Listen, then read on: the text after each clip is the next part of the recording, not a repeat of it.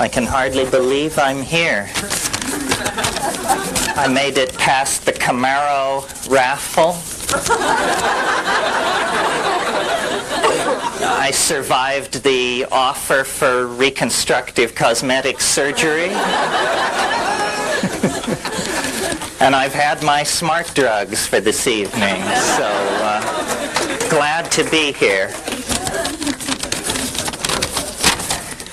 Well, until a few minutes ago, I thought that this was a 45-minute gig, so you get to see grace under pressure this evening. Actually, I'm kidding. It doesn't matter how long it goes. We could never get to the bottom of this stuff. Nor would we wish to, I think.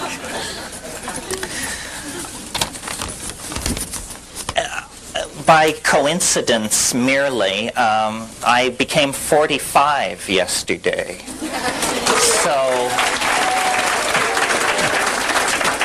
it's sort of a good moment to do some summing up. So in thinking about this talk and knowing as I did who would be here, I thought that I would sort of orient the theme toward distilling the psychedelic mind, which is a way of talking about the psychedelic mind, but also trying to, considering the amount of money you paid for this session, give you the entire shtick in one fell swoop, so that you would never have to attend a Terence McKenna lecture or workshop again. You can just move past that, turn the page on that kind of thing in your life. And I think it's coming together for me. I don't know whether it's writing these books. Was a very nice introduction here tonight, and the whammy in it was, after 25 years of being ignored by straight publishers, or publishers of any sort for that matter, it appears that I'm on the brink of entering the marketplace, if not the mainstream. So with your help and word-of-mouth advertising, maybe I can continue to meet my mortgage obligations. Okay, let's cut to the chase. Enough of the obligatory clowning around.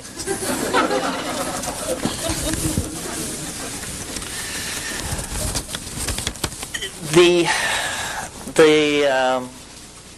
psychedelic question in the society just seems to refuse to go away. It sort of can't be swallowed and can't be spat up. And so society just sort of runs around, knocking into walls and kicking its feet in the air. And this has been the situation that we've been in for at least 30 years now. And as a person who has spent a great deal of time in the underground, I've observed with amazement the persistence of the countercultural agenda to alter consciousness. And like many of you, I came to it in the 60s when the basic argument in favor of altered states of consciousness were almost entirely narcissistic. Deep insight into yourself, an ability to overcome childhood programming, so forth and so on. And I certainly think because of the kind of society we are, because of the kind of people society has made us, that this was a valid place to begin.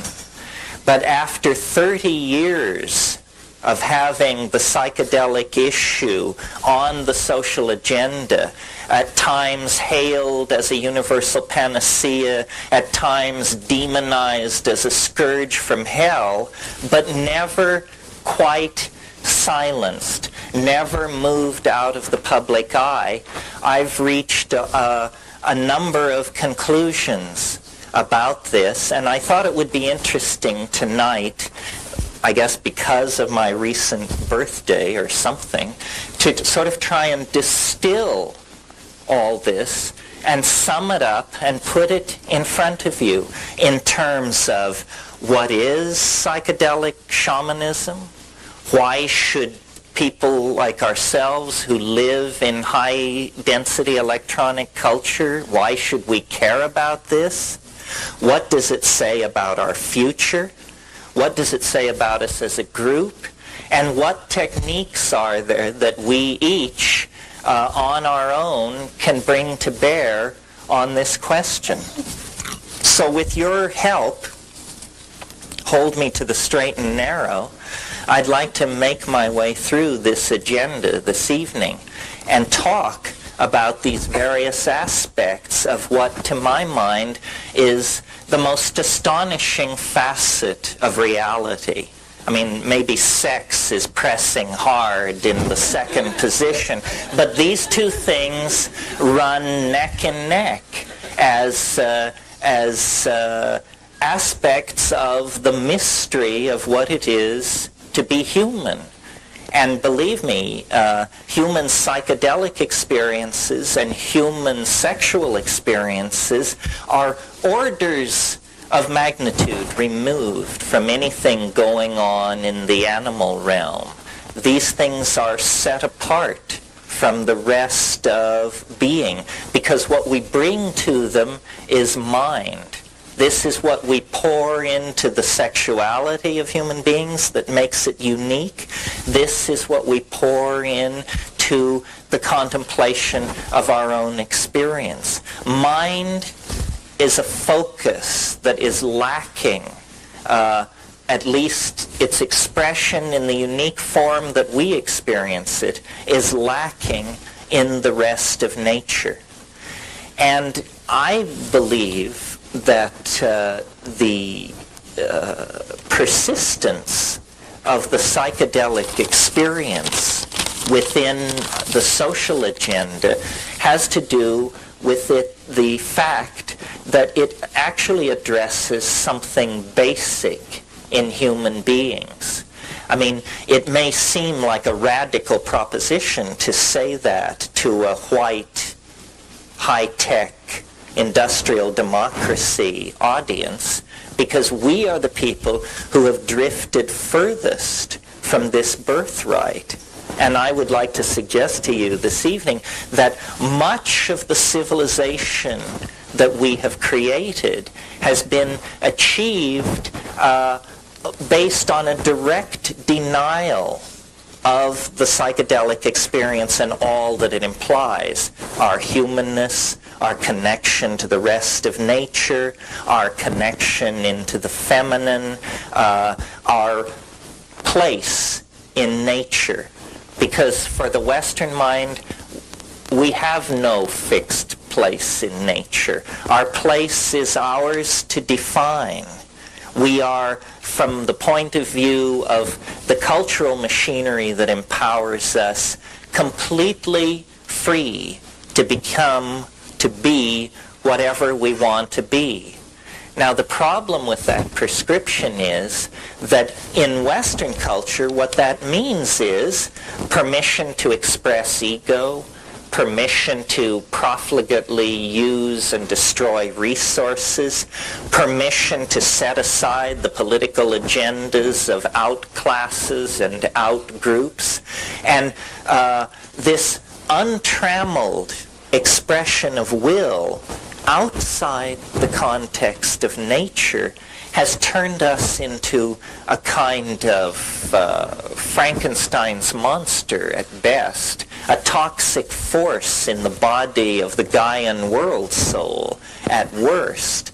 And I believe that our origin and our future culmination and our present happiness all can be secured, understood, illuminated, and expanded only if we're willing to look at our relationship not only to altered states of consciousness, but to the mind behind nature, because that's really what this is all about, to my mind.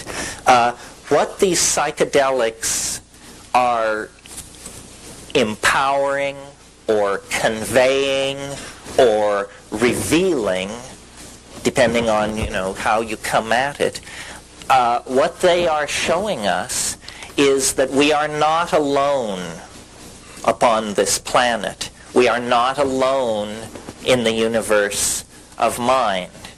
And I realize this is a soft audience to preach this in, because there are probably people within the sound of my words who sincerely believe they were once citizens of Zeta Reticuli. It's when the jar is so leaky, it's hard to know where to put the water. But I come to this as a show-me kind of guy.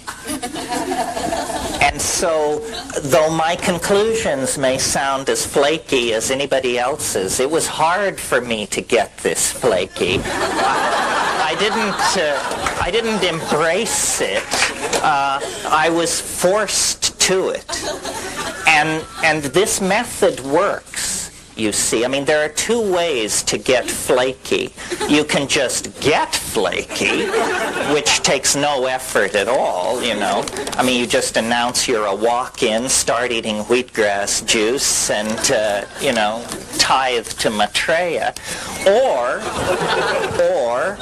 you can get flaky by testing the edges, by stretching the envelope of being.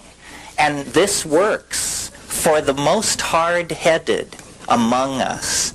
The aerospace insurance adjuster mentality is not only who I'm speaking to, but who I feel I represent.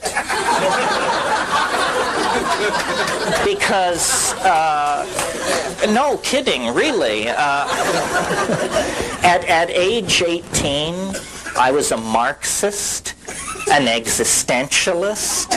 I had ambitions in the field of aeronautical engineering, so forth and so on. And I discovered that you can take that kind of a mentality out into the theater of real experience, and you can come back a space bunny just like everybody else. So what that means then is that a straight person, and I speak as someone from the 60s with apologies to all our gay friends who later appropriated that word, because when I say straight, I mean unstoned. A straight person is not a guardian of truth or probity.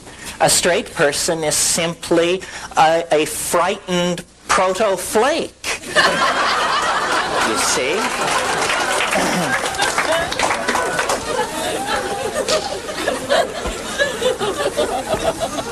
I always think, and most of you have heard me say this, but when we get off on this subject, I always think about the wonderful thing Tim Leary said years ago. He said it so many years ago that when I told him how much I admired him for saying it, he didn't remember that he'd said it. But the man once said, wait till I give the line, LSD is a drug which occasionally causes psychotic behavior in people who have not taken it. You see? And I certainly saw this. I saw my parents become violently psychotic from not taking LSD. And so my point is, and I make it in a forum like this, because here we have so much permission for belief. You want to believe in, channeling from beyond the grave? Fine, no problem. You want to believe in the healing power of nematodes, hematodes, hematite, you name it. We've got it all. Really, I think that the spirit of childlike, untrammeled curiosity is what we're striving for. Not the anal retentive, rational person, not the I'll go for anything channeling flake, but an attitude of we don't have to look far for miracles because they're all around us. Everything is astonishing. The universe on its surface is alive with mystery. Well, how do we make our way toward that?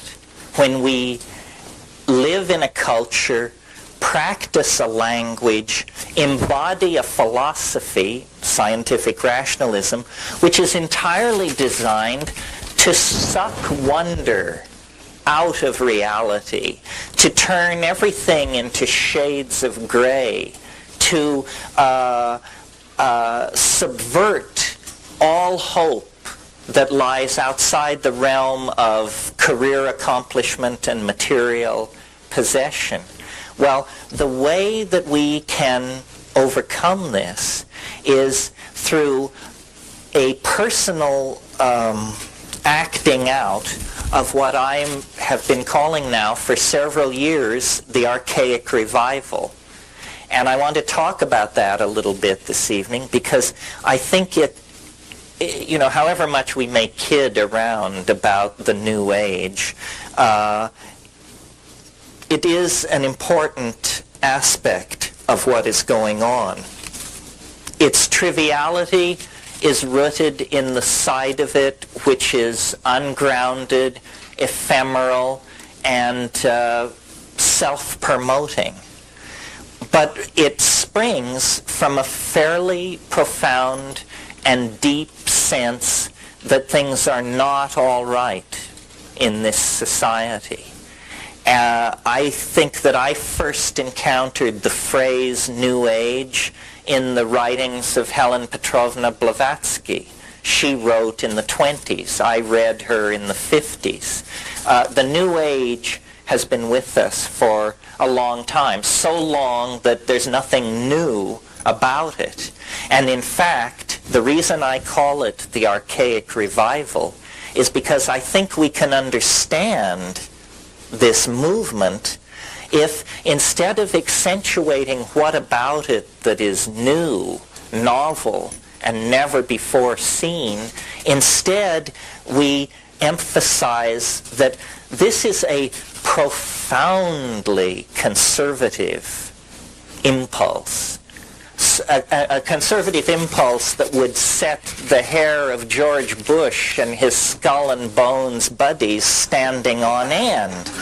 Because when we talk about conservative, we're not talking about returning to the era of Eisenhower. We're talking about returning to the era of Isis, Astarte, the great horned goddess of the high Paleolithic.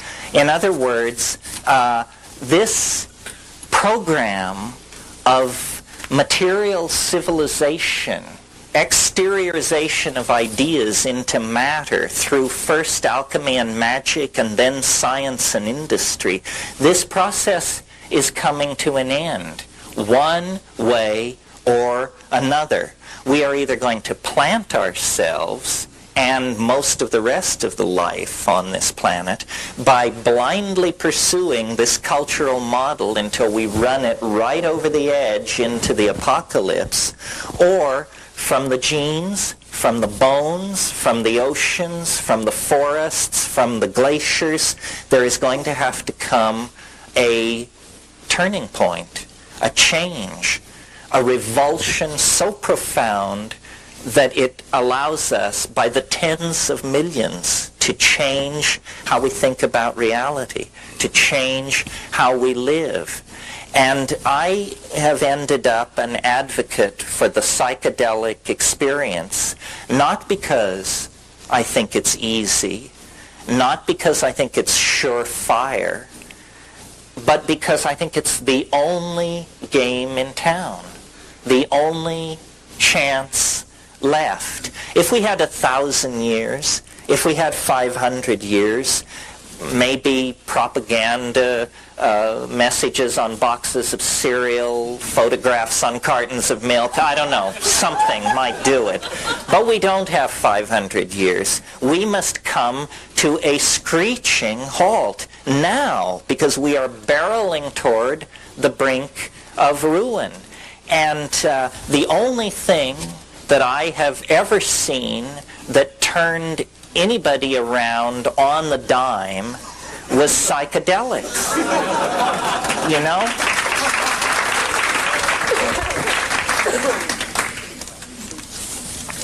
The talking cures invented by Freud and Jung at the beginning of this century, it takes years. Sometimes it never happens. The body work that came along behind that with Wilhelm Reich and others, Feldenkrais and so forth, Ida Rolf, all of this brings it into the theater of the body. At least now we understand it's a body-mind system. It's not a disembodied voice lying on a couch speaking, you know. But it seems so obvious. What we're trying to do is perturb the mind.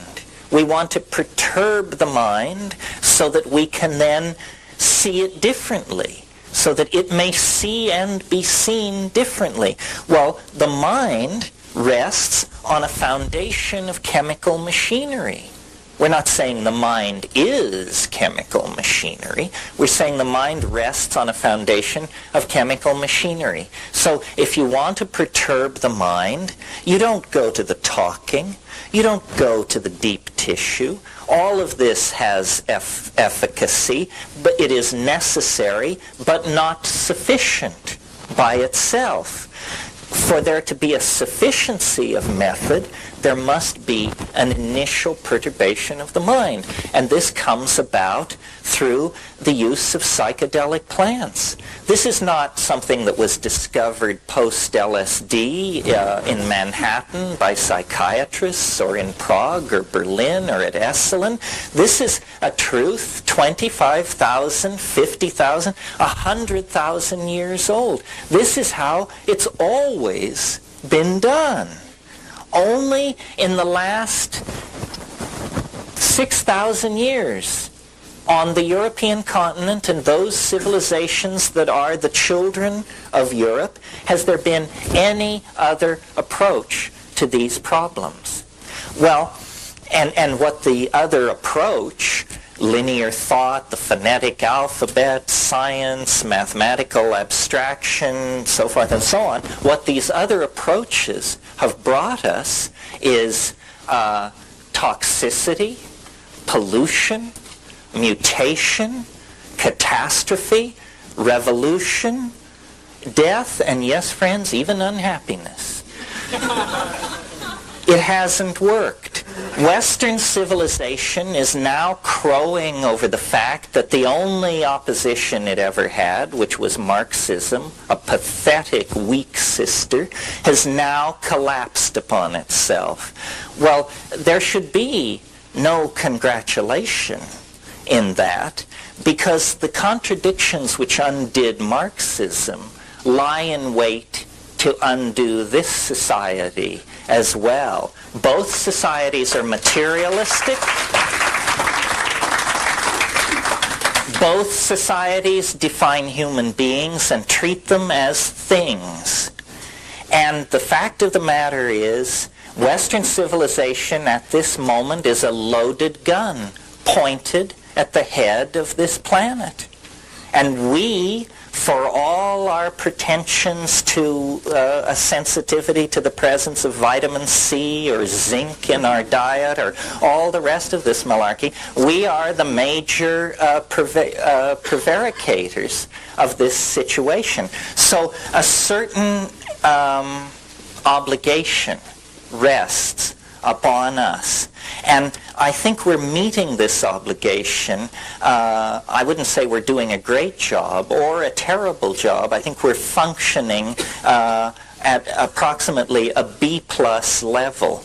You see, I mean, human life is so ephemeral. I mean, a person who lives 70 or 80 years is really as ephemeral as a mayfly or something. I mean, it's not long enough to get the full picture.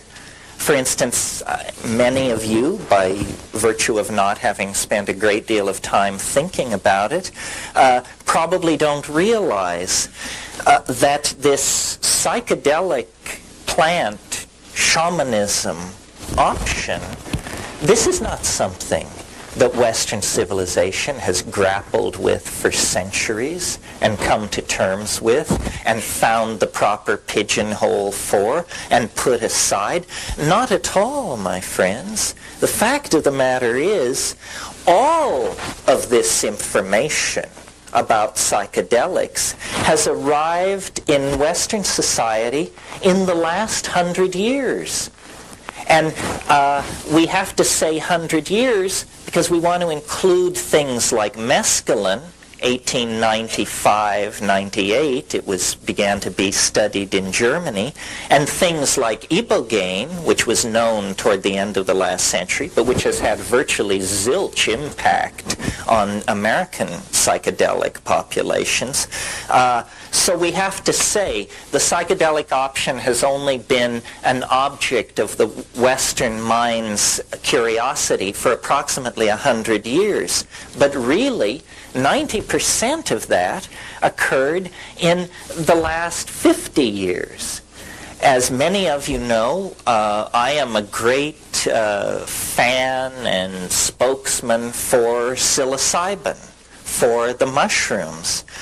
The mushrooms that I am so stoked on were discovered in 1953 by Gordon and Valentina Wasson in Huautla, discovered in 53, made absolutely Schedule I illegal in 1966. 13 years was the window in which Western civilization had to study this compound and figure out what it was for.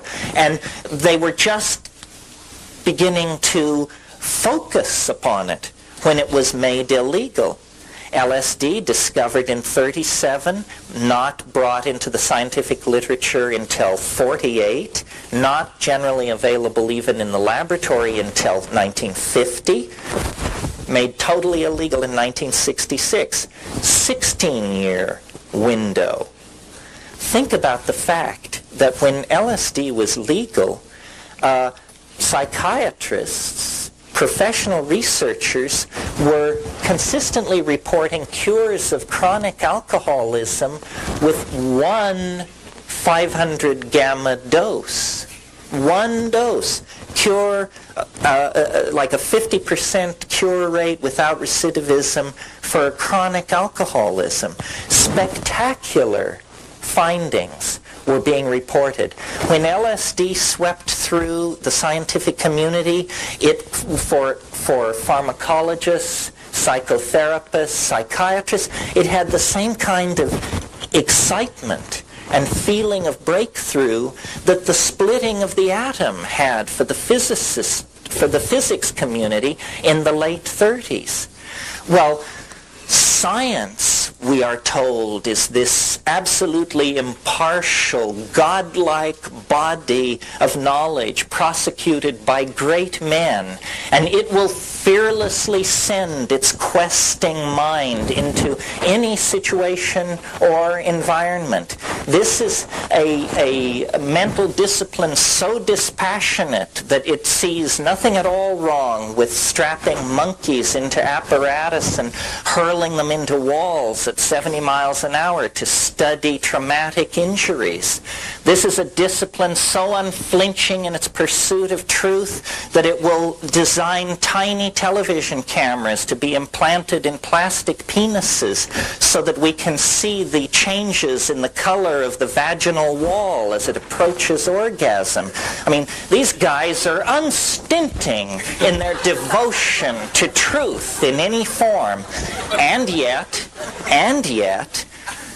for 30 years, science has accepted government's refusal to allow science to look at the potential impact of psychedelic plants and compounds on human consciousness, on chronic alcoholism, on schizophrenia, on depression, on autism, on learning disorders, on dyslexias, on memory enhancement, so forth and so on.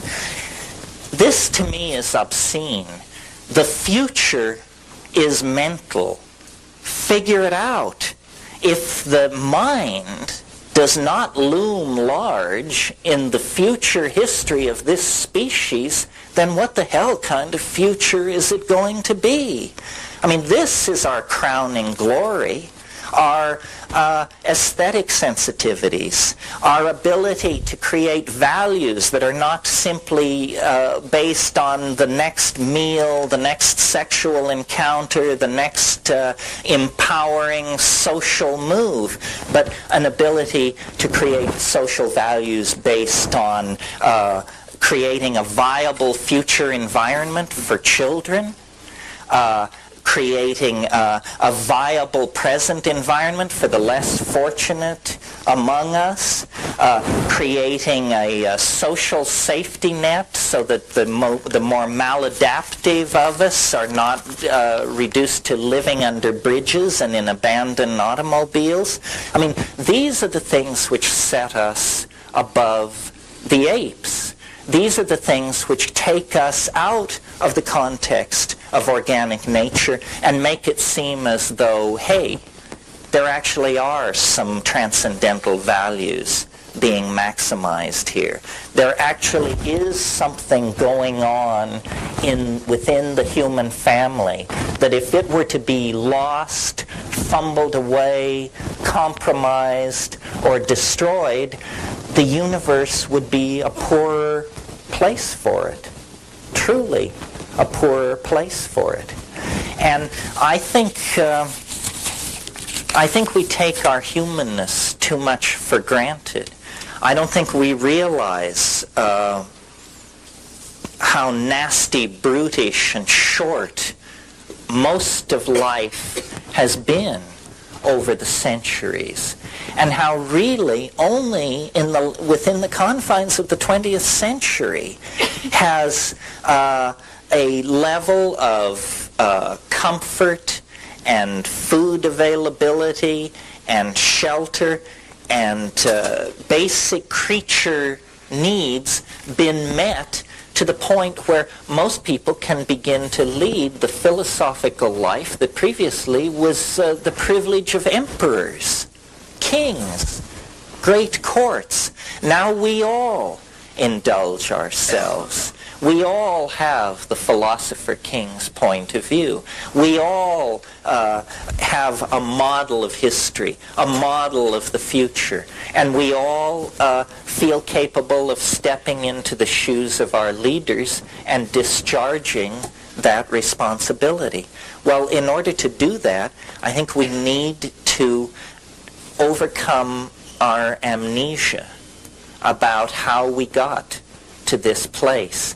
I don't see, you see, what science would have you believe and explicitly implies is that we are an aberration. Over here you have nature, the beautiful rainforests, the wonderful coral reefs, the symmetry of the hummingbird, the sea urchin, and the butterfly. And here you have us, grimy, tawdry, polluting, ugly, driven, in disequilibrium, in denial. I don't believe that. I believe that this kind of thinking that breaks humanity away from the rest of nature is the first of the great disempowering myths by which the Western mind has enslaved itself. And we are not outside of nature. We are not a runaway toxic process. We are not a mutation. We are, in fact, that part of nature which has been deputized for a purpose, We are the energy gathering aspect of the Gaian mind. We are the language forming capacity of nature herself. You may know the concept of a catalyst in chemistry. A catalyst is something which, when you stir it into a chemical reaction, the reaction proceeds more quickly, but the catalyst itself is not destroyed. And this is what I think we are. We are a strategy on the part of the Gaian mind to produce an effect that would otherwise take much, much longer to produce. The main effect of the presence of human life on this planet has been to vastly accelerate the speed at which nature is able to creatively express herself. And I would like to believe that this fragile thing which we call humanness, which is nothing more than a set of interlocking ideas which we share, ideas about caring and responsibility and generations yet unborn and obligation to the integrity of the earth and so forth and so on. I would like to believe that these things arose in us in a very, very brief window of opportunity. As you may or may not know, there's a lot of talk about the relationship between the masculine and the feminine in human beings and gender issues and so forth and so on. Well, if you go back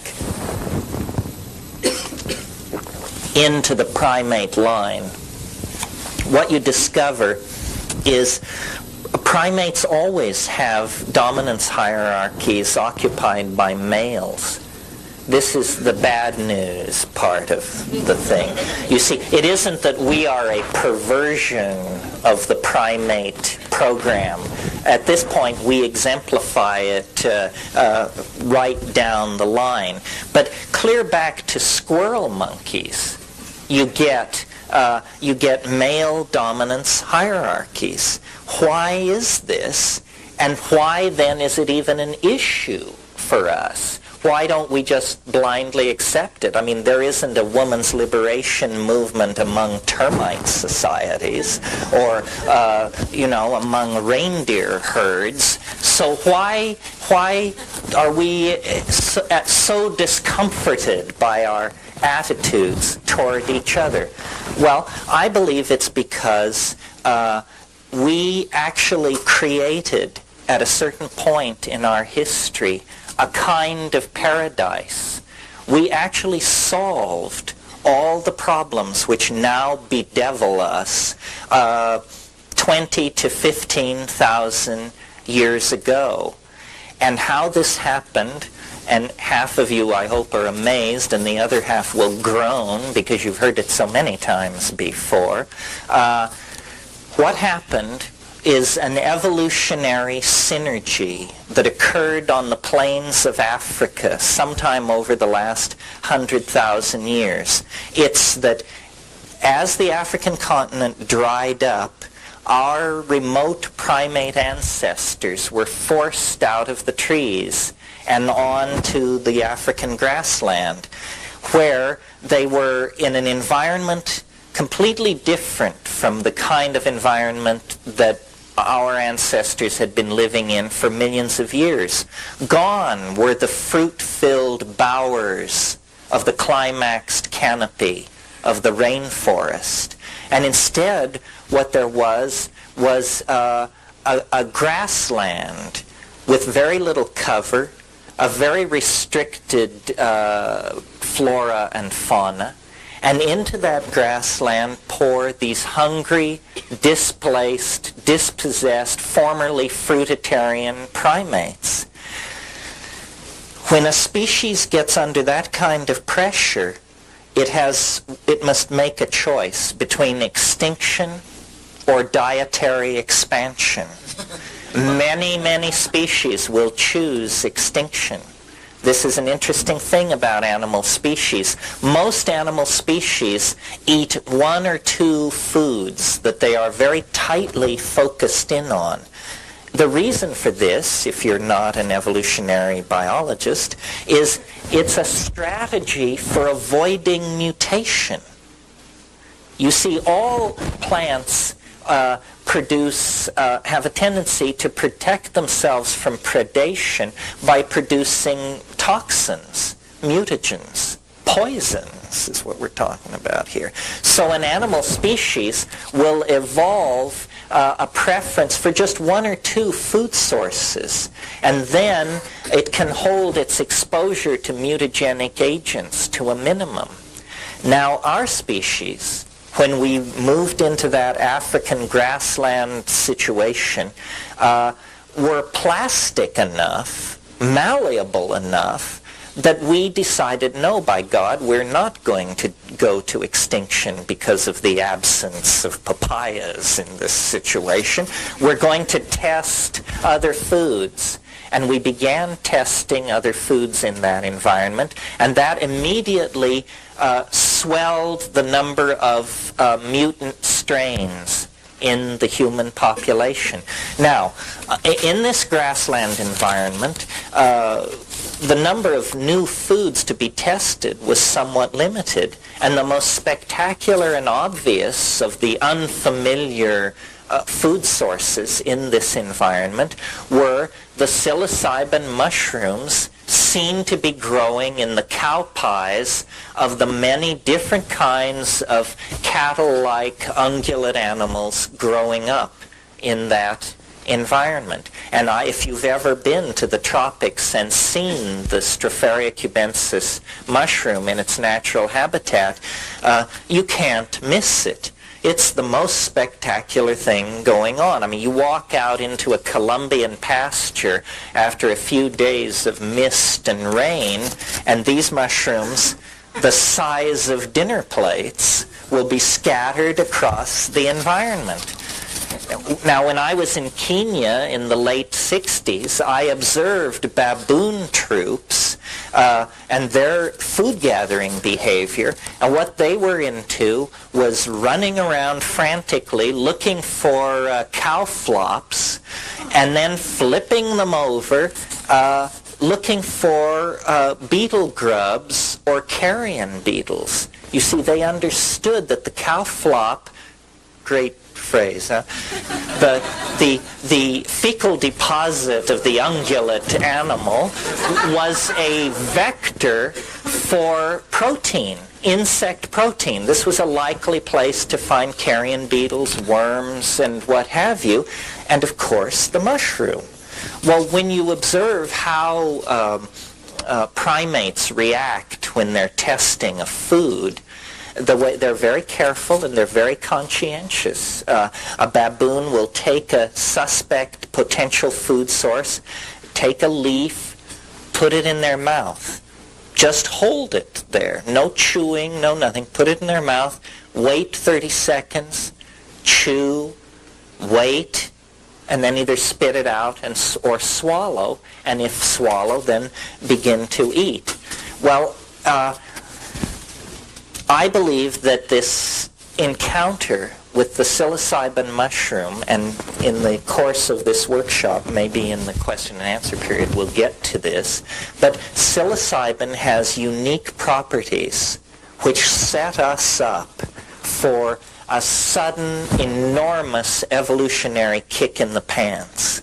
And we can talk among ourselves about whether this was just blind coincidence, good old chance, and aren't we fortunate for it, or whether benign extraterrestrials operating from their base on Zeta Reticuli were, we can save that for you. We don't have to get rid of it.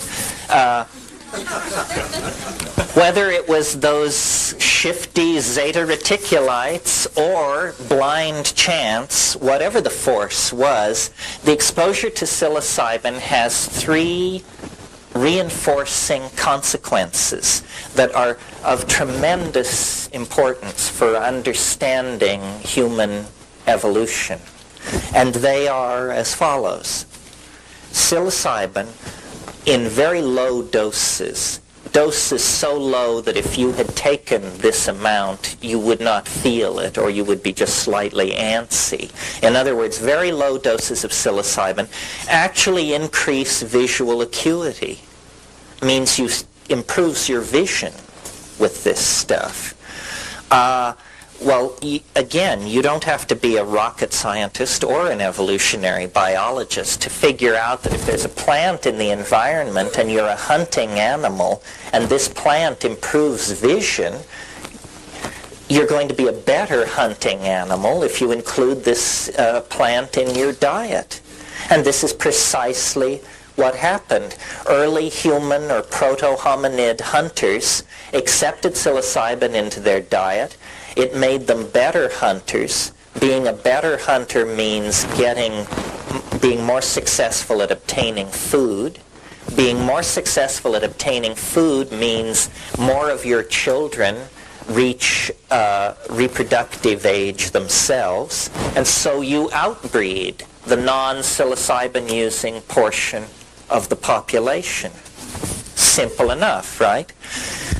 On the next level, remember I said this was a three-step process where each step reinforces the other.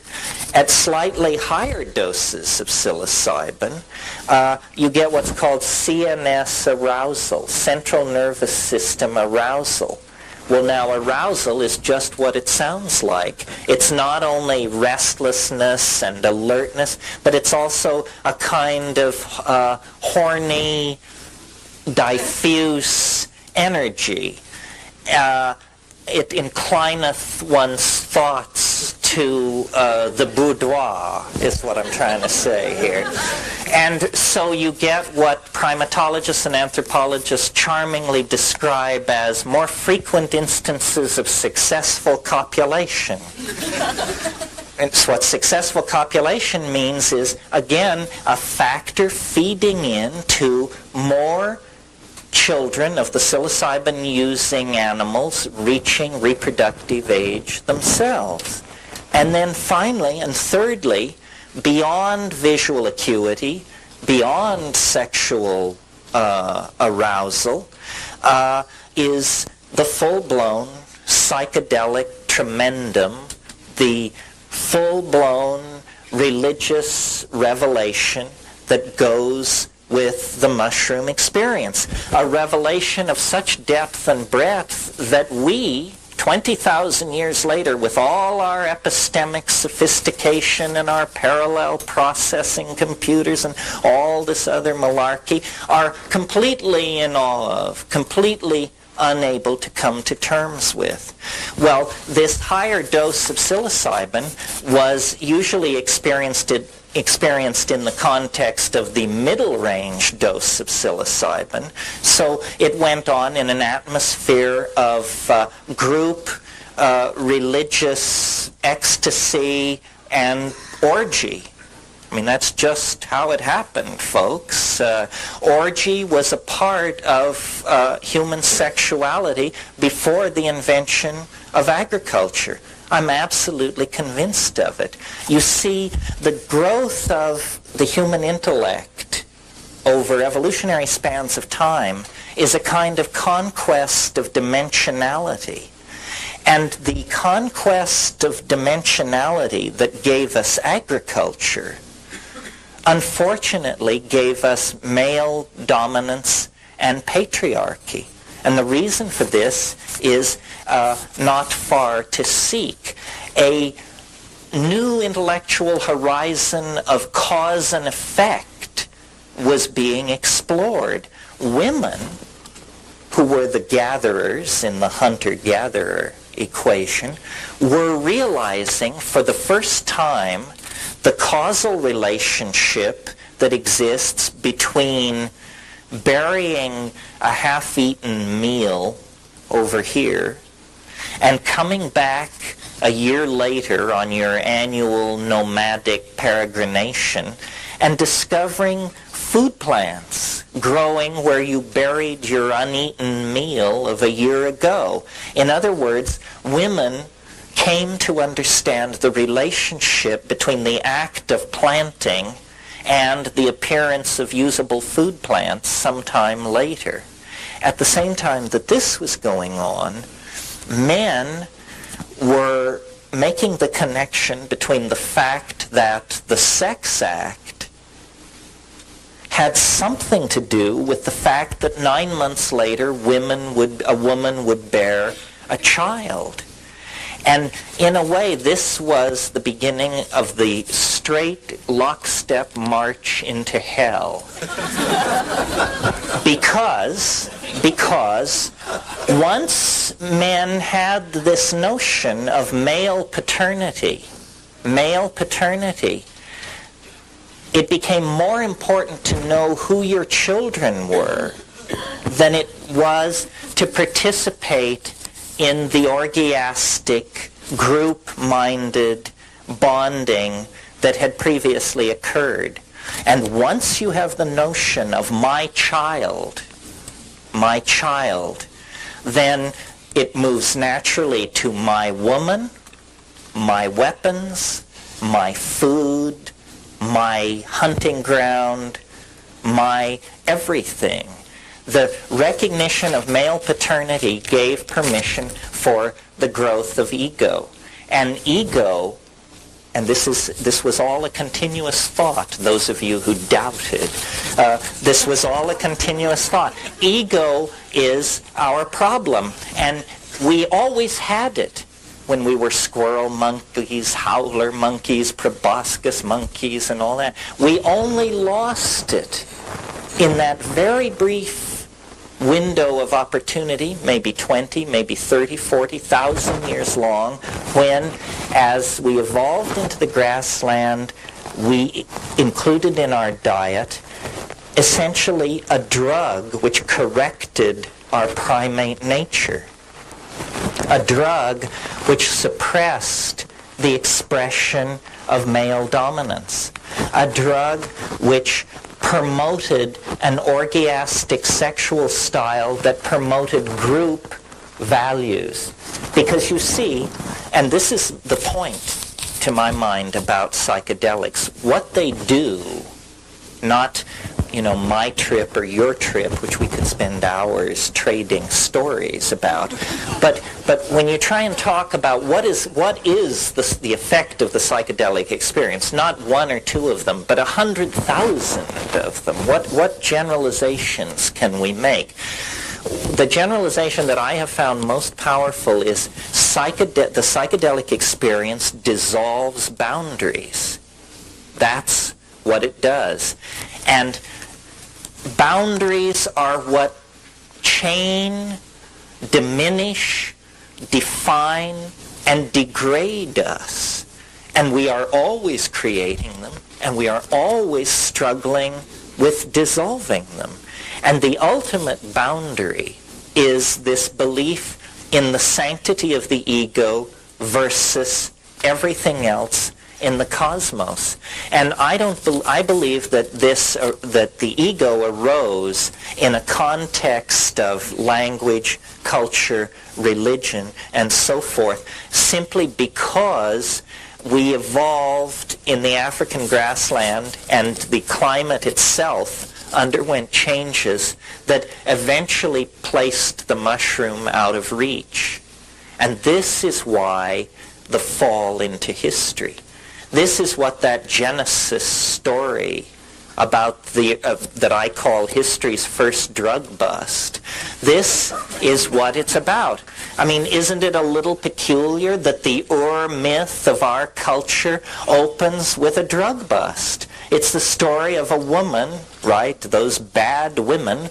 A woman who corrupts her roommate, and then they both get kicked out. And they break the lease, essentially, and they both get kicked out. And where they get kicked out of is into history.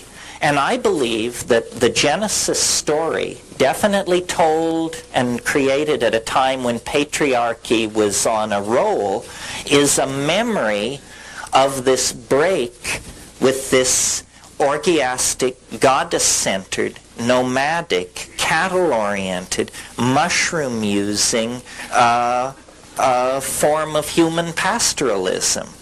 Now, notice in this scenario that there are no villains per se. The planet began to get dry, and that's what broke up this arboreal, papaya-oriented paradise in the treetops, where everybody was male-dominated and mindless as a tomato, but having a good time. The drying of the African continent broke that party up, created a mixed ecology of forest and grassland, into which the primates then evolved this fascinating relationship with the cattle, you see. And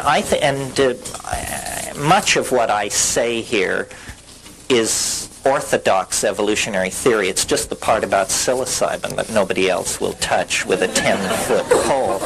But moving out into the grassland, testing foods, accepting psilocybin into the diet, and then creating, based on the interruption of the natural tendency toward male dominance, it was fixed 50,000 years ago. A pharmacological intervention on the entire species created then a situation of partnership.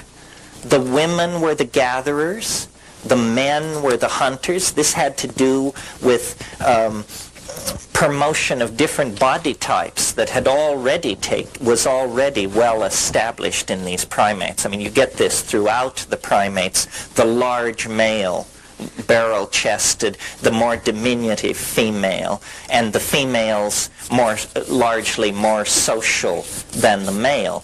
The males hunt. And in the proto-hominid situation, this was certainly true. And hunting, as you know, if you've ever done it, places a great premium on stoic waiting.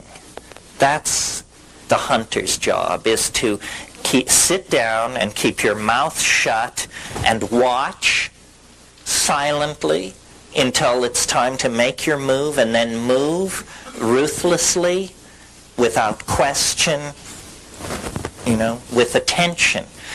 Women had a completely different set of pressures and constraints on them.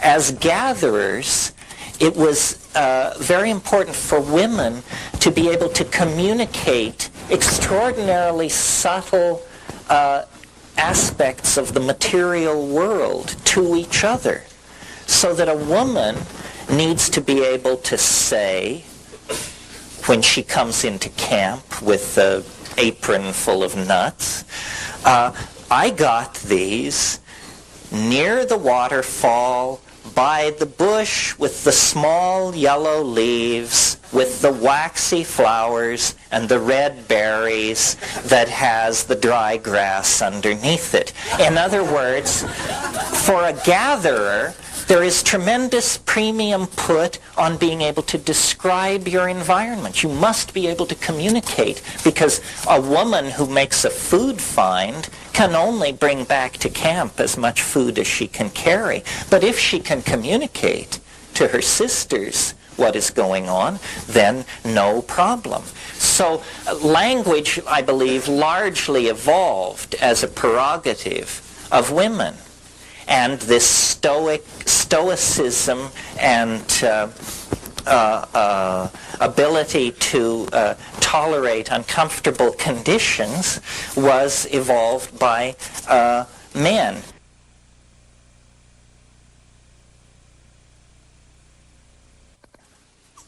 All of this, I think, would have been fine. It could have gone on for millions of years in this climaxed situation. The orgies were lunar, meaning they probably occurred every 2 weeks or at most every 28 days. That means every 28 days, every member of this society was completely dissolving any psychic structures that may have arisen in the previous 28 days, and then everybody was just jumping on each other's bones in a big heap. And you can imagine the boundary dissolving impact that something like that would have. Why then, if it was so wonderful, didn't we just stick with it? Why the descent into, the hell of Pee Wee Herman and Richard Nixon and all of this stuff? Well, the same culprit that created that happy story destroyed that happy scenario, and that is the continued drying up of the planet.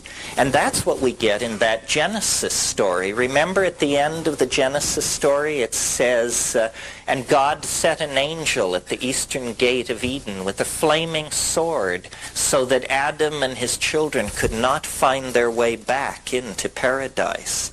That's a memory of the Saharan sun scorching off the African veldt and forcing those mushroom-using pastoralists to settle in the Nile Valley and set up permanent settlements and begin thinking about kingship, large-scale agricultural projects, and so forth and so on. And what happened, it was not as simple as that may have made it seem, you see.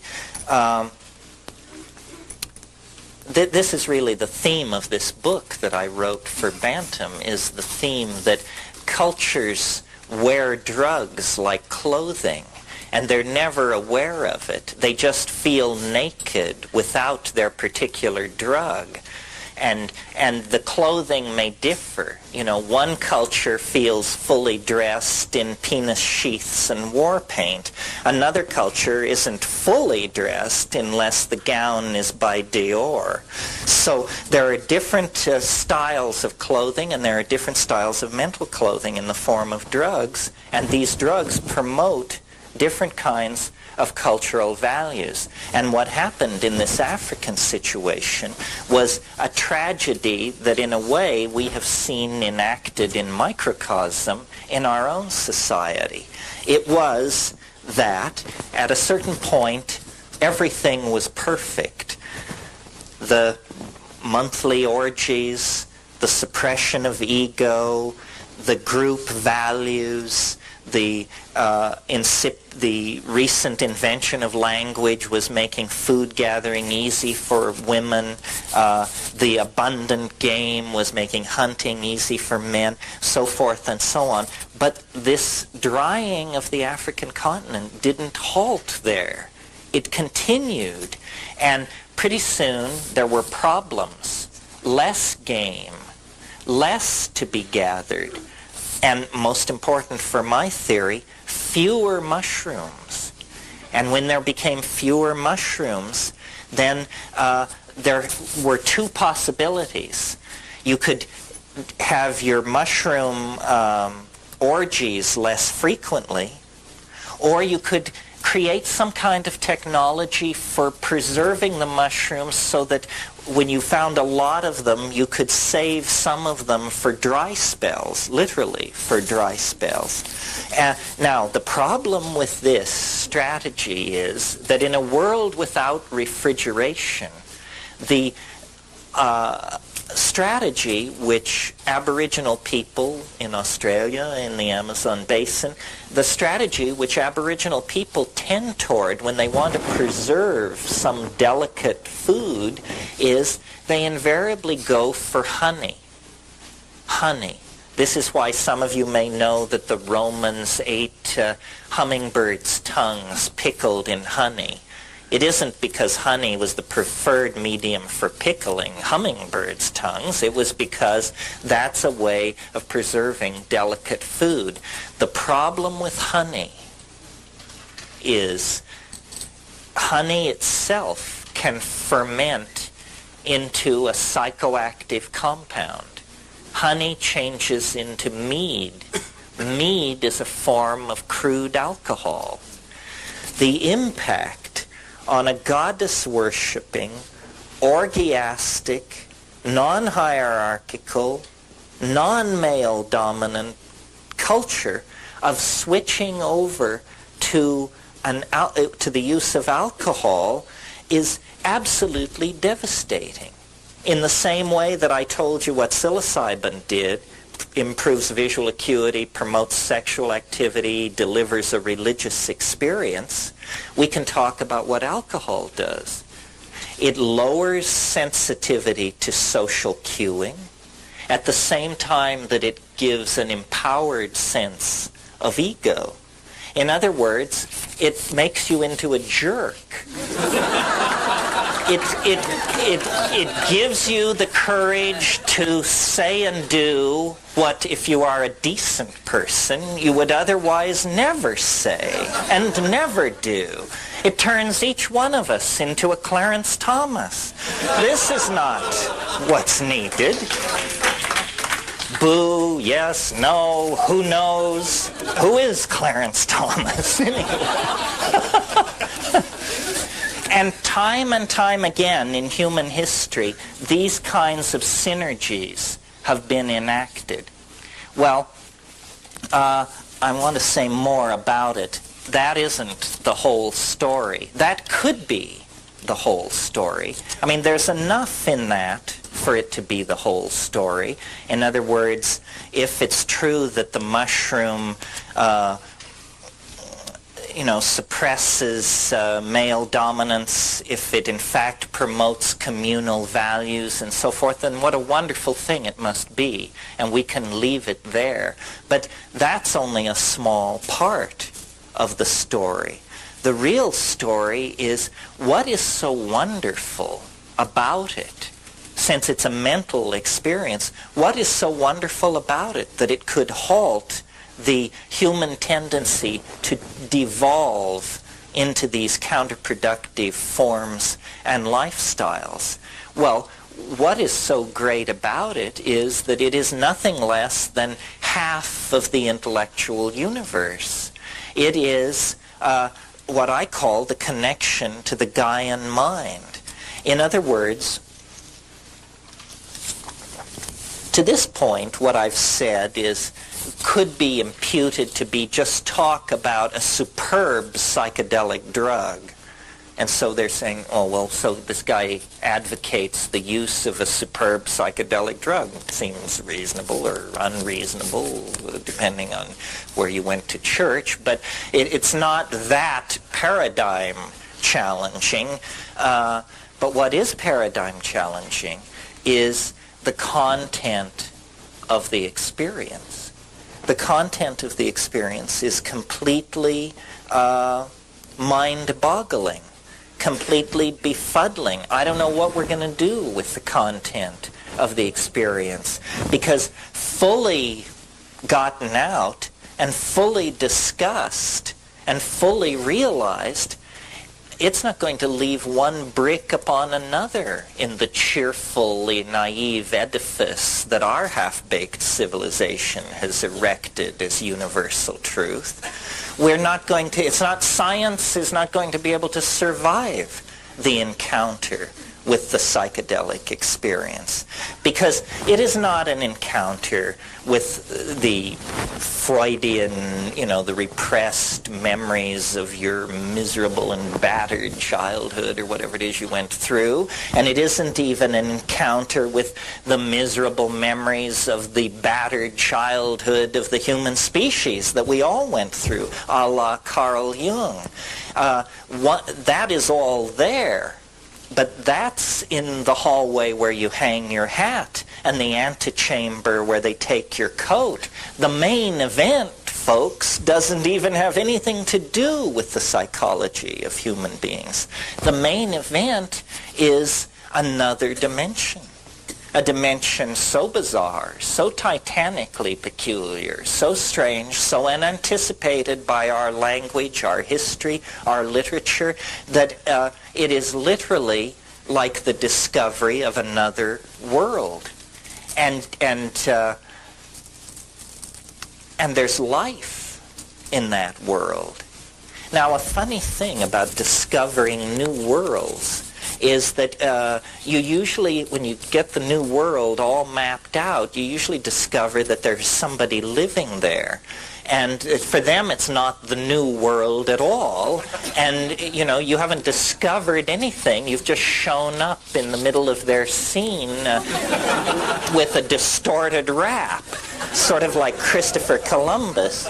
And this is what we find with the psychedelics. And this is why shamanism becomes, to my mind, the bridge to understanding what this archaic revival is all about. The shamanic hallucinogens are the meat of the thing, the pith essence, the center of the mandala. But the bridge into that is the effects that these things have, the content, the experiences that we can language and tell each other about. And what we are discovering through shamanism, through looking at it not through the condescending eyes of the white man who is just impressed by the incredibly droll quaintness of whatever these brown-skinned people have dreamed up, not that, but through a realization that we are sick and no doctor can cure us, because we're not that kind of sick. It's soul sickness. I mean, it has to be soul sickness. When you see stuff like Chernobyl, or the Kuwaiti oil fields, or the Hanford nuclear reservation in Washington, when you realize what this really means, then you realize, this is a mad species. This is a terminally depraved species. And what is required is a return to a model that can heal. And this is what shamanism has always been about. And we have not recognized it because the part of the human being which shamanism addresses, which is the soul and the spirit, we have a 500-year-old tradition that denies that there are such things. So for us, it's absurd. Shamanism. It is, painted rattles, guys dancing around in the middle of the night, blowing perfumed water around and smoking too much tobacco. That's shamanism for us, because we cannot see with the eyes that understand. When we do, what we realize is that half of our mind has been taken away from us. That, yes, the human body protrudes into profane space as 120 to 350 pounds of meat somewhere in the universe. But that isn't the domain of humanness. The true domain of humanness is inclusive of that and much, much more, because the true domain of humanness is a domain that honors the mind as self and as landscape. I mean, you are a creature loose in a landscape of meaning, and you are that landscape of meaning. And by losing contact with this, we have become essentially pathological, very needy. This is a typical pattern in a person with an abused childhood. They become very, very needy, very thing-oriented, very security-conscious, very anxious. This is a picture of us and our psychology. And we are so deep into the historical nightmare that we can't ever remember any other way of doing business. I mean, we know we're messed up. We know we're unhappy. But what's to be done, I mean, we have a million minor fixes and people peddling all of these things. I mean, you've just been through the aisles. You know what I'm talking about. But somehow salvation itself becomes an impediment to salvation. I mean, once you see 500 forms of salvation being sold at prices you can't afford, the very notion of salvation becomes obscene. You know, it becomes one more layer in the obscene layering that takes meaning out of life and disempowers us and turns us into a subscription customer. That seems to be how we always are being forced to end up. Well, the only way out of this, I think, is to, it takes courage, because you have to turn your back on your culture in the most profound sense there is, because there are many ways to turn your back on your culture. I mean, if everyone's wearing gray, you can wear green. That's one way to turn your back on a culture. But another way is to break its laws. Now that's a little more serious and, you know, brings in big philosophical issues. But in fact, the culture is an enormous arrow pointing, go this way. And you know what lies that way? Impoverishment, madness, degradation, and death. That's where the culture is pointing. You can see it. You can see it. Just look where we're headed. If everyone on earth aspires to the kind of lifestyle that you people can enjoy by virtue of having paid the money to be at a scene like this, there isn't enough glass, metal, and plastic in the planet to make that many Celicas and jaguars and bluebirds and snowbirds and all the rest of this crap. So what is needed is an awakening. Now, I mentioned earlier in this talk that in the 50s, before they interfered with LSD research, they were curing chronic alcoholism with a single 500 gamma dose of LSD. Well, now, for heaven's sake, nobody is suggesting that LSD is a cure for alcoholism. That, to me, is absurd. It's not a cure for alcoholism. It's a cure for stupidity. And a person who is killing themselves by drinking themselves to death takes 500 mics of LSD and says, what a stupid person I am. I'm killing myself. And so then they look at their behavior and they cease that behavior. And this is what has to be done on a societal scale. And it is not as difficult as we may wish to be assured by the establishment. The whole falderall and hoop-de-doo about the 1960s was that the crypto-fascist bullshit agenda was damn near overthrown by a bunch of 19 and 20-year-olds on campuses scattered around the high-tech world.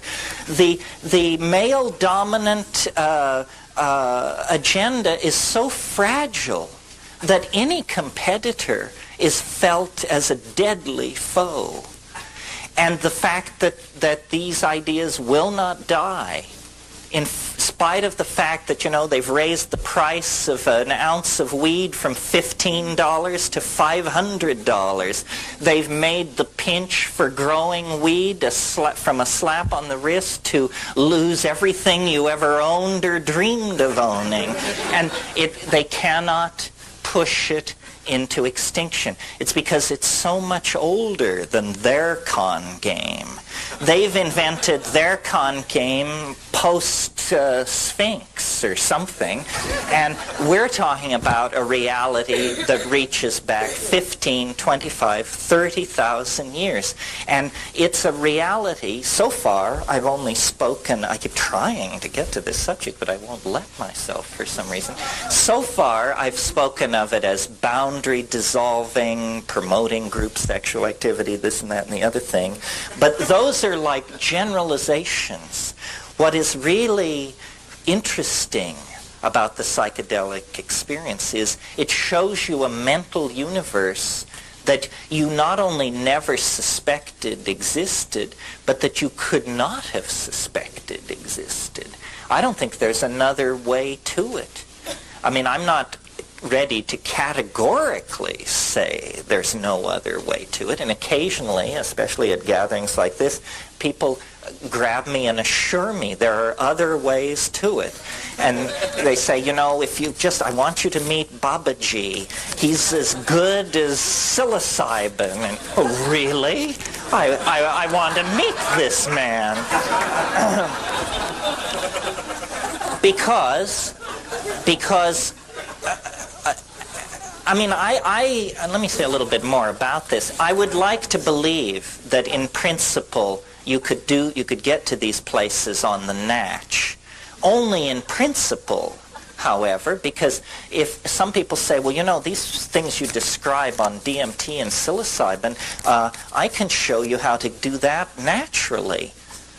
No, thank you. Are you kidding? Thank God I have the drug as a kind of marker so that I know when I'm getting close to that stuff. If I woke up one morning in that place and I couldn't tell myself I'd taken mushrooms, I would define myself as seriously discombobulated and wait to see what happens, you know? And people say, well, don't you think you ought to be able to do it by yourself? And I love this question because the answer is you can't do it by yourself. That's the entire message of the last 10,000 years of human history. The self is insufficient. The ego will not suffice. The only way you're ever going to get anywhere is you must humble yourself to the point where you admit that you can't do it unless you have help from someone whose idea of home is a cow flop. If you're willing to humble yourself to that degree,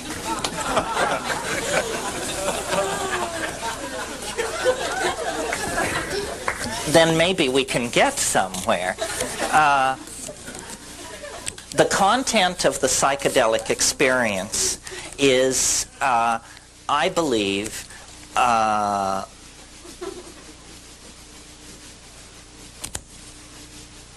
relating to that is the sum total of our humanness.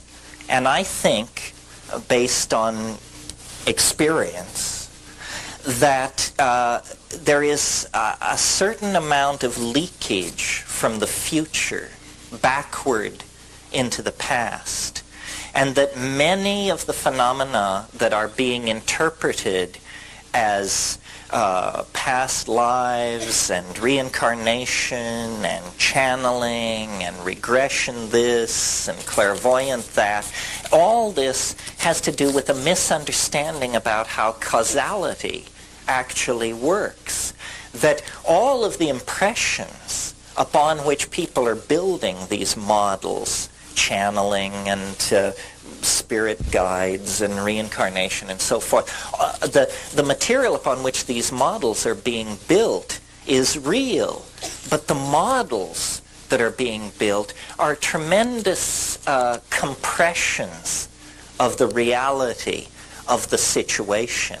I mean, when someone tells me that they experienced a past life regression and that they were a butcher in 13th century Florence, I always think to myself, but you were a butcher in 13th century everywhere, and you were a butcher in 14th century everywhere. I mean, once the connection is opened, the connection is not particular. The connection is general.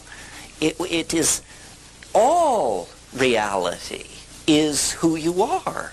All reality is where you are and where you've been and where you will be. And two things are operating in the hidden dimension of the human mind. One of them is what I call the Gaian mind. And this is being imaged in this society as the rebirth of a kind of goddess. People are realizing on different levels and at different levels of sophistication that the energy of being can be imaged as a female entelechy, an enclosing, nurturing, caring, forgiving kind of entelechy. And this is what psychedelic shamanism has always been about. It's about a connection to the Gaian mind.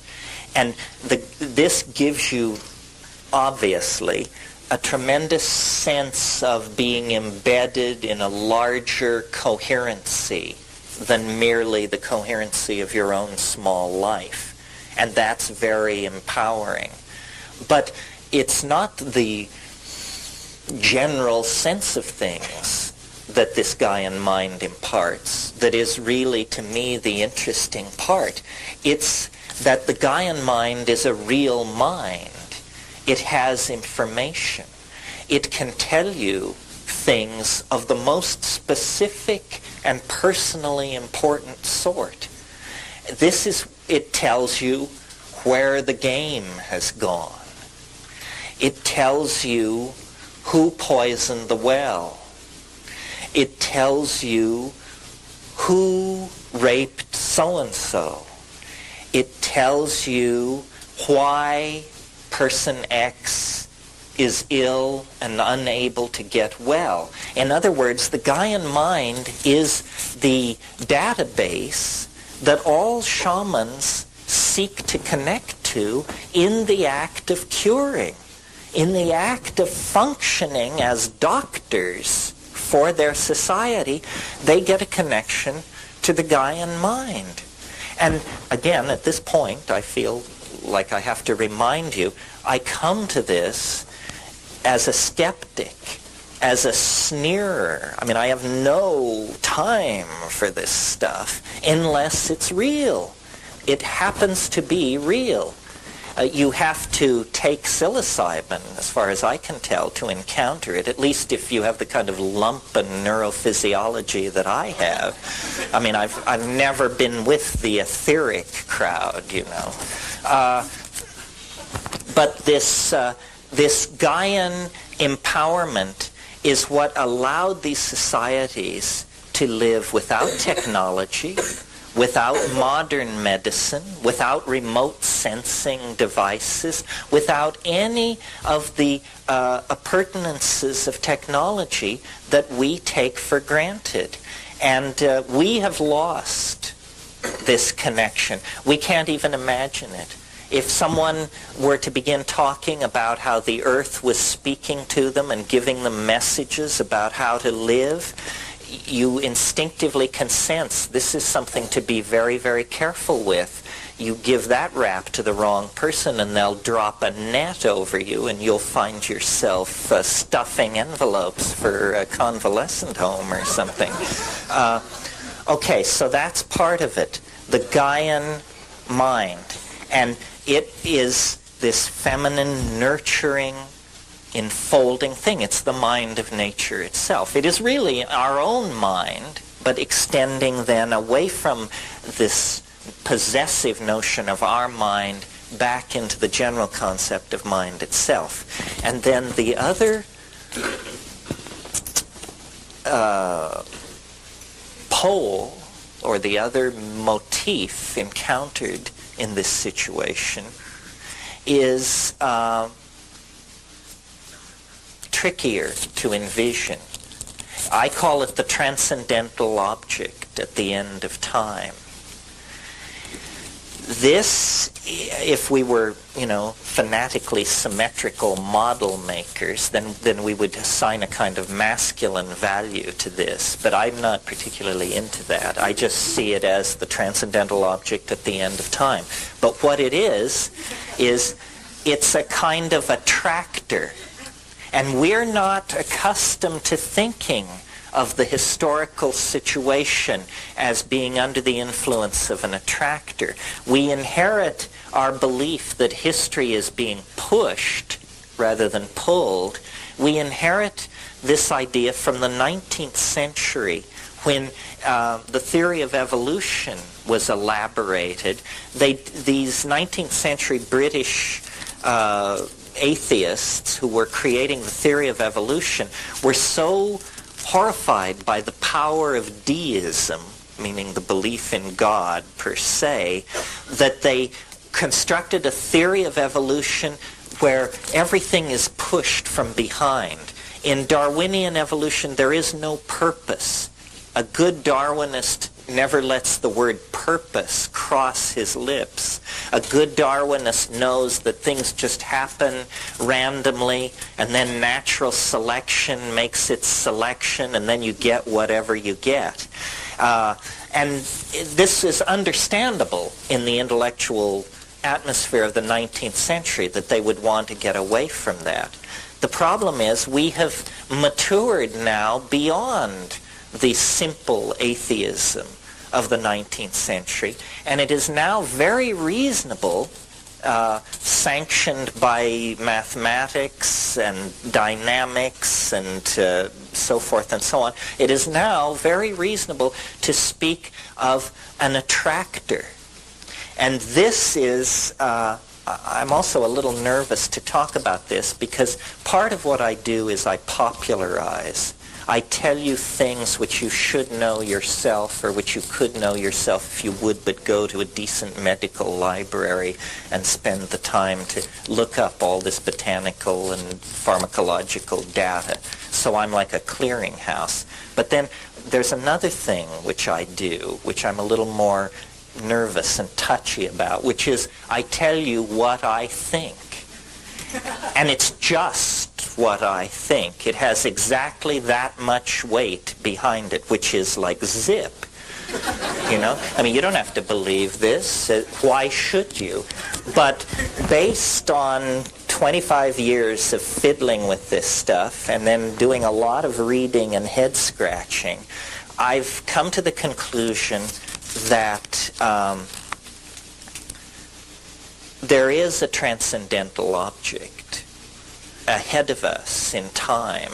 You can call it God, you can call it Jesus, you can call it her, you can call it flying saucers from Zeta Reticuli, or the Pleiades. I want to get all factions here. Or Zenebel Ganubi, my favorite stellar origin point. But whatever you call it, it's an attractor. It lies ahead of us in the future, and all of human history is being channeled toward it, pulled toward it. And I see the entire history of the universe as the history of a journey across a landscape of energy and matter toward union with this transcendental object. And I have a theory of history, not the mathematical one. Don't bolt for the door. No, this will be a cocktail party version of the theory of history. I have a theory of history, which is the universe is a novelty producing and conserving engine of some sort. That's what we're inside, folks. A novelty making machine. Now, what do I mean by novelty? People say, you mean like little plastic bugs and puzzles inside plastic capsules? Is that what you mean by novelty? No, you idiot. Of course not. By novelty, I mean something that has never been seen before, something unique, the new connection. I always think of the symbolist poet Lautréamont, who said, I am fascinated by the kind of beauty that arises when a bicycle meets a sewing machine on an operating table. Now that's novelty, folks, because you just don't get that every day. So the universe is a novelty-producing engine. It not only produces novelty, but it then preserves it and builds upon it. So, if we now look at the story which science tells us, and it's an interesting story, by the way. If you think I say things which are highly unlikely, notice that I do not ask you to believe that the universe sprang from a point of matter smaller than a proton in a single instant.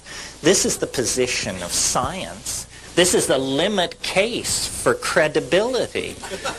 I mean, if you can believe that, what in the world would you balk at, for crying out loud? I mean, that is the limit case for credibility. So, science tells us that the universe sprang from nothing in a single instant and that it was very hot. Very hot.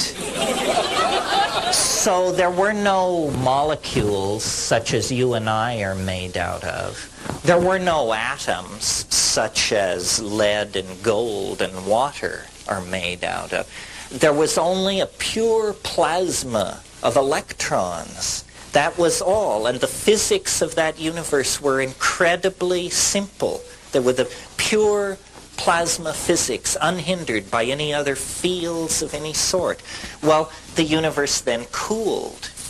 And as it cooled, lo and behold, at a certain point, electrons were able to fall into stable orbits around atomic nuclei.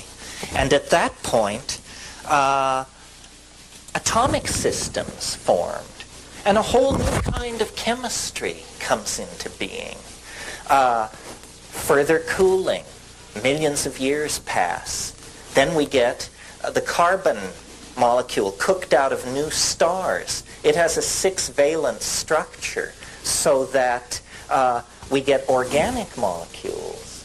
Well, then, quickly, we get long-chain polymers. Very quickly, then, long-chain polymers that can copy themselves. And then that becomes primitive life. And at that point, you then get complex life. And then sexuality, meaning gene mixing, as opposed to the previous thing, which was vegetative, like making cuttings from plants. Well, do you see what's happening? At each successive stage, the previous level of complexity is not only retained, but used to build upon toward the next level of complexity. Well, the wonderful thing about this cosmology is that instead of human beings being like mute witnesses to the grandeur of Jehovah's creation or some kind of trip like that, instead you discover, human beings are important. We are more novel than anything else in nature. And we 20th century human beings are more novel, more interconnected, more complex, and in possession of more and different kinds of knowledge than most of the people who preceded us. So this growing toward complexity seems to be what the universe is all about. Now, it doesn't go on for hundreds of millions of years into the future, because as you can see, each successive stage has proceeded more quickly than the stage before it. So now we are in what I call the short epochs. We are in periods of time where more change goes on in a 10-year period than went on in a million-year period near the birth of the universe. We are living in the complex, novel end of things. And that complexity and that novelty, which we experience as tremendous stress in our lives, ushers into the transcendental object at the end of time, not that far in the future. And we, as psychedelic people, have an obligation upon ourselves to anticipate and to help realize this future. It is upon us. Every messiah, every religious ontology, every manager of every booth at this exhibit is reflecting a distorted scintilla of the spiritual reality of the transcendental object at the end of time. Every one of us is a particularized and distorted image of this transcendental object into which we are being dissolved, into which global culture is being dissolved. So,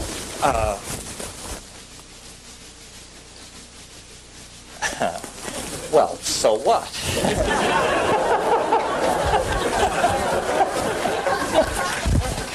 So we can cut into this cycle at any point. We can become aware of it. We can become part of it. We can deny it. There is no loss in the circuit. There is no blame. Becoming, then, what psychedelic means is it means claiming this dimension as your own. You know, Plato said time is the moving image of eternity. That moving image of eternity can be beheld in the silent darkness of the mind on 5 grams of psilocybin. And if you think the universe is mundane, if you think there are no more frontiers to cross, no more adventures to be had, I'm telling you, you can turn your living room into the bridge of Magellan's ship on a long Saturday evening with 5 grams of psilocybin in silent darkness. We are living in the most empowering age in human history because all of the energy of the ancestors, not only the human ancestors, but our animal, our primate ancestors, all of that energy pours into, is focused into this moment. We are the transition generation. We have 1 foot in matter and 1 foot in hyperspace. And we can redeem the trust of thousands of years. All of the horror of history can be redeemed if we don't drop the ball. Every pogrom, every instance of racial, sexual, or minority persecution can be redeemed if we give the human adventure meaning. And we give it meaning by discovering the totality within ourselves and then exemplifying it for each other. And this dissolves boundaries, empowers the weak, enlightens the strong, and brings hope to all. And it can only be done if we accept the gifts which nature has offered us. Thank you very, very much.